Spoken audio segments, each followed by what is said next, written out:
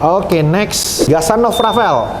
Oh, mau tanya, kalau tank mau ditinggal kurang lebih seminggu dan belum punya timer untuk lampu plus auto top off. Waduh. Kira-kira bolehkah lampu dinyalain selama seminggu penuh? Atau ada solusi lain seperti matiin lampu dan hanya pakai lampu ruangan? Dan kalau belum ada auto top off, apakah boleh sirkulasi tank ke SAM dilepas dan hanya mengandalkan wave maker biar pompa di SAM nggak terlalu tekor karena evaporasi? Nggak bisa. nggak bisa. Waduh, ini saya jawabnya gimana dulu? Oke, lampu kalau dia nyala 24 jam, pasti akuarium kalian rusak. Rusaknya karena koralnya akan stres. Jadi dia berpikirnya ini kenapa dunianya mataharinya jalan terus nggak malam-malam gitu kan. Pertama stres, kedua akan banyak lumut tuh, tumbuh lumutnya banyak banget. Dan kalau udah ada koral yang stres, koral mati di sana, terus kalian nggak ada di rumah, kita nggak ada di rumah, amonianya naik karena adanya bangkai-bangkai yang udah mati itu. Satu sistem kayaknya bakal hancur sih, rusak, pasti rusak. Terus lampu ruangan doang sama aja, mereka nggak akan kuat, si lampu ruangan itu nggak akan kuat untuk bisa bikin mereka fotosintesis, si koral untuk fotosintesis. Itu juga nanti kejadiannya sama, kenapa malam terus ini selama 1 minggu. Terus auto top off untuk mengurangi evaporasi mungkin bisa, cuman kalau untuk bikin nggak ada sampai evaporasi terjadi nggak bisa. Pasti tetap akan ada penguapannya, cuman wave maker doang di atas begitu.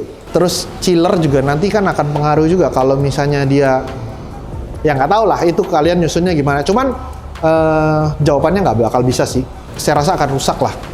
Saya rasa itu penjelasannya. Next, dari Yono Film. Oh, mau tanya, di tank saya terlanjur banyak cacing-cacing yang saya nggak tahu namanya. Saya geli mau nanggapnya.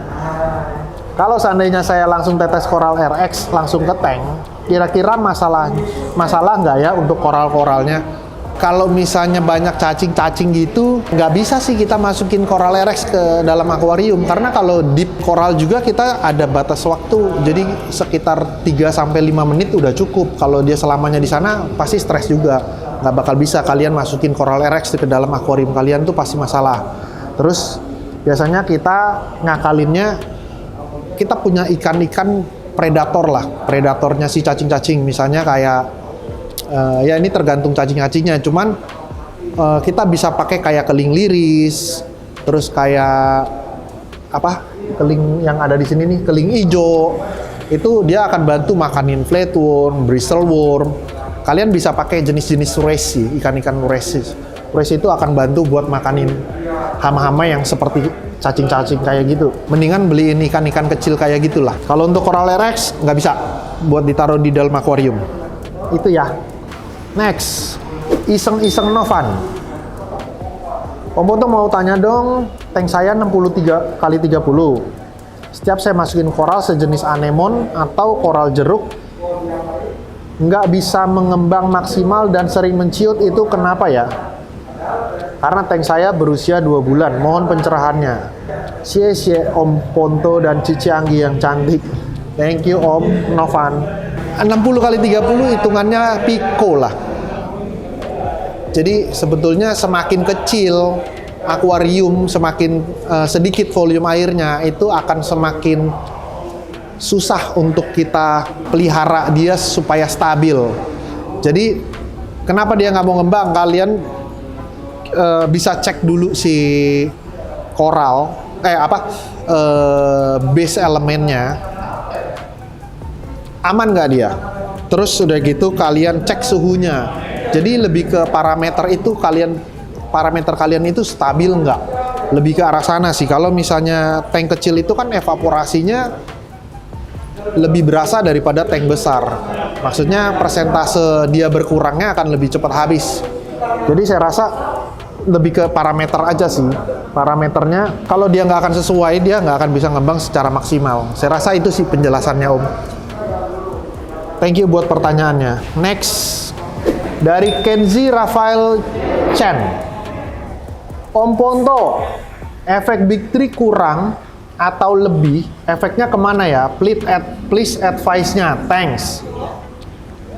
Sesuatu yang kurang atau sesuatu yang kelebihan pasti kurang baik atau nggak akan bisa maksimal. Jadi kalau misalnya Big 3-nya kurang, koral kalian ngembangnya juga ya kurang. Jadi biasanya terutama di KH, karena KH itu adalah salah satu kebutuhan dia untuk bisa mekar secara maksimal. Kalsiumnya akan mempengaruhi untuk pertumbuhan si tulangnya dia, pembentukan tulang. Nah, kalau misalnya kelebihan gimana? Kelebihan juga sama, ngembangnya itu nggak akan bisa maksimal. Jadi kalau misalnya KH-nya terlalu tinggi, KH itu sifatnya kan lebih panas. Jadi kayak kalau kelebihan KH itu akan kayak pada leleh si koralnya. KH kurang juga sama sih, dia kayak akan leleh. Biasanya itu. Jadi baiknya memang harus pas. Kalian pastiin, cek parameternya.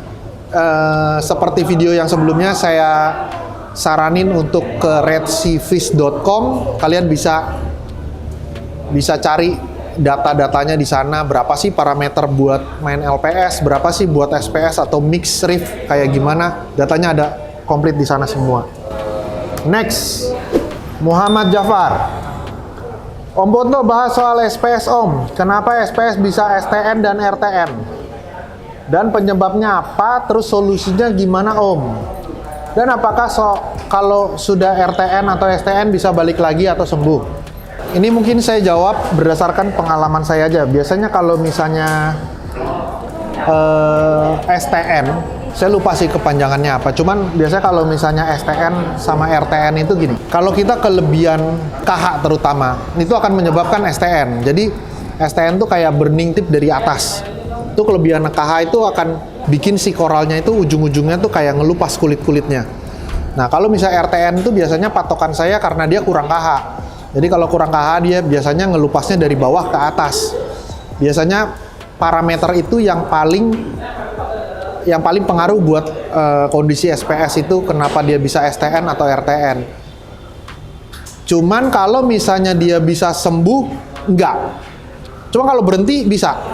Saat dia udah bisa terima dengan kondisi KH kalian stabil, dia akan berhenti ngelupasnya. Cuman buat ngebalikin lagi dagingnya enggak. Cuman dia akan tumbuh, bikin cabang baru, biasanya gitu sih. Mungkin jawaban saya untuk SPS itu dulu, karena saya juga belum terlalu banyak mengenai itu. Nanti kalian bisa baca-baca juga di forum-forum.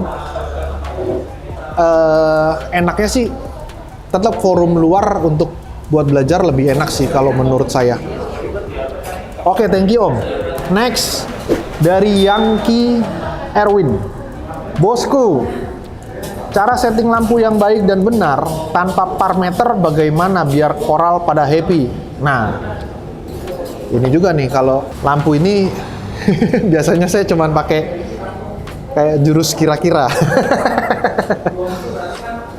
Tapi biasanya gini sih, kalau lampu-lampu settingan lampu untuk LPS ya, ini saya juga kan nggak pernah cek berapa sih parameter yang didapat. Cuman kalau kira-kira sih biasanya gini, kalau lampu-lampu khusus marine, kalau lampu pabrikan mereka tuh pasti udah ada kayak patokan berapa sih spektrumnya apa aja sih, terus udah gitu berapa parnya, berapa wattnya itu biasanya udah kelihatan. Cuman dominasinya kalau untuk koral itu biasanya tetap di biru buat warna. Buat warna biasanya tetap ke biru. Kalau misalnya putih biasanya lebih ke buat grow-nya dia. Cuman biasanya kalau saya pakai itu paling full spektrumnya 2 jam maksimal. Selebihnya tetap dominasinya biru. Karena mereka tetap butuh buat mereka tumbuh sih. SPS mungkin bisa lebih kuat, wattnya, parnya mungkin bisa lebih gede. Saya rasa ya itulah. Cuma kalau lampu-lampu pabrikan atau mau lampu DIY juga, saya kurang ngerti kalau DIY. Cuman kalau lampu pabrikan biasanya mereka udah kasih datanya. Nah, kita juga bisa lihat di YouTube-nya mereka, biasanya mereka ada buat kasih tahu, terus sama di websitenya juga udah kasih tahu berapa kebutuhannya sih, terus parnya berapa sih, itu biasanya ketahuan. Oke, next dari Halo. Om Ponto, cara bikin kalk washer yang baik gimana? Takaran bubuk dan airnya berapa? Terus baiknya di dip. Terus baiknya di dip siang apa malam? Terima kasih. Oh, maksudnya drip kali ya. Saya jarang pakai kalk washer. Biasanya kita kalau misalnya mau, ya kita udah pakai yang liquid lah karena hitungannya lebih jelas. Tapi kalau misalnya mau pakai kalk washer, kalian mau bikin sendiri, harus baca sih ininya dia, berapa perbandingan air sama gramnya dia. Saya kurang hafal.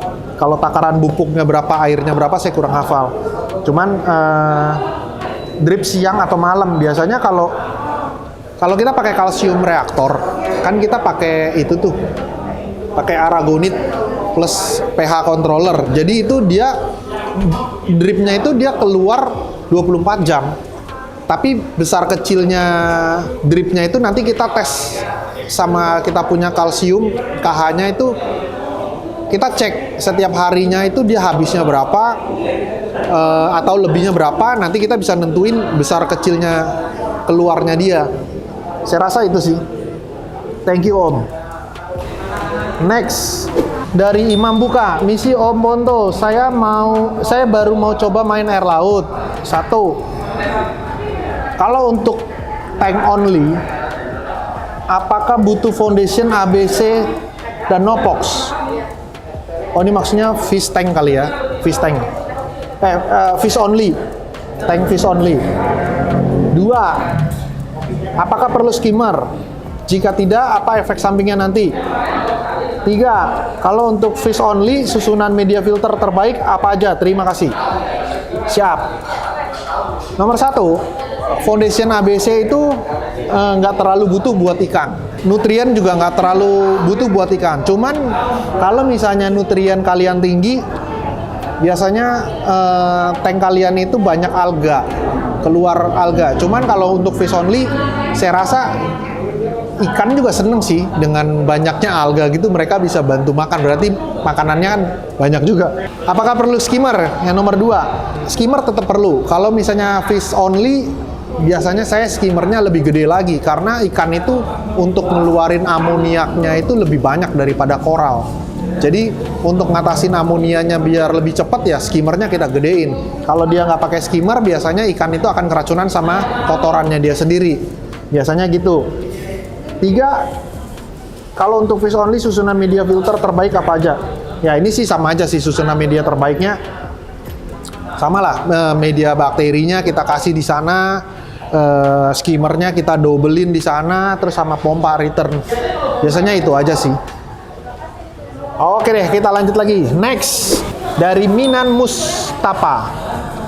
Ketinggian lampu dari permukaan air yang ideal berapa ya Om? Biasanya kalau lampu dari, nah ini tergantung tinggi akuarium kalian. Kalau misalnya rata-rata tinggi akuarium itu 50 cm, 60 cm, kurang lebih sekitar 20 cm dari permukaan air. Biasanya ini batas airnya di sini, ini lampunya di sini. Kurang lebih 20 cm. Cuman kalau misalnya dia lebih pendek tinggi akuariumnya, biasa kita bisa taruh lebih atas lagi. Karena biar dia nggak terlalu terang, si koralnya itu nggak terlalu, intensitas cahayanya nggak terlalu terima sampai segitu banyaknya. Paling itu sih. Oke. Nah, ini terakhir. 19. Buset, banyak juga. Banyak juga ya. Dari Randy Andika.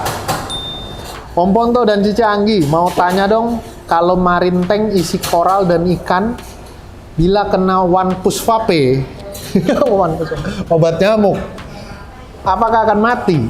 Karena teman saya main aquascape, faunanya mati semua ketika kamarnya disemprot One Pusvape. Semprotan itu. Aquascape pada mati, laut juga pasti hasilnya akan sama sih kalau kena One Pusvape. Karena tuh racun ya. Saya sih nggak pernah, cuman kalau logika saya pasti hasilnya sama karena aquascape juga mati ikan-ikannya. Ikan laut juga nggak lebih kuat daripada ikan air tawar kok, sama aja. Saat airnya itu terkontaminasi sama racun pasti hasilnya akan sama. Saya rasa itu sih penjelasannya. Kalau nggak dikasih tutup dulu, dikasih tutup atasnya, kasih tutup plastik sebentar, One Puspa P-nya jalan. Mungkin setelah berapa menit kemudian ya dilepas lagi, mungkin lebih aman lah. Saya rasa gitu. Cuman ya udah, ini terima kasih buat kalian semua yang udah komen, udah punya banyak pertanyaan. Maaf, saya juga baru bisa bacain lagi komen-komennya kalian. Next kalau ada pertanyaan lagi, silakan kalian tulis di komen. Mungkin yang nggak terlalu banyak ini, nanti kita akan bagi berapa pertanyaan. Dikit-dikit lah, ini mungkin ya kita bikin 2 video. Sama for your info, kita akan masuk hari ini ikan impor. Ikan impor sekarang udah ready lagi di Java Reef. Nanti listnya kita lagi coba untuk taruh di Tokopedia Java Reef 1. Ya nggak tahu, mungkin bisa atau enggaknya nggak tahu. Mungkin nanti bisa lah kita coba untuk masukin di Tokopedia. Terus mungkin bisa nanti WA di Tokopedia, ada di deskripsi produknya ada WA-nya. Kalian mungkin bisa WA ke sana untuk minta daftar list ikan impornya apa aja sih yang masuk, karena kita akan masuk terus nih. 1 bulan ini kita udah 2 kali masuk. Ini sekarang yang ketiga. Saya rasa itu dulu dari saya. Terima kasih udah mau bertanya dan mau dukung channel kita. Sampai ketemu lagi di video-video berikut. Jangan lupa like, comment, and share video kita. Terima kasih. Bye.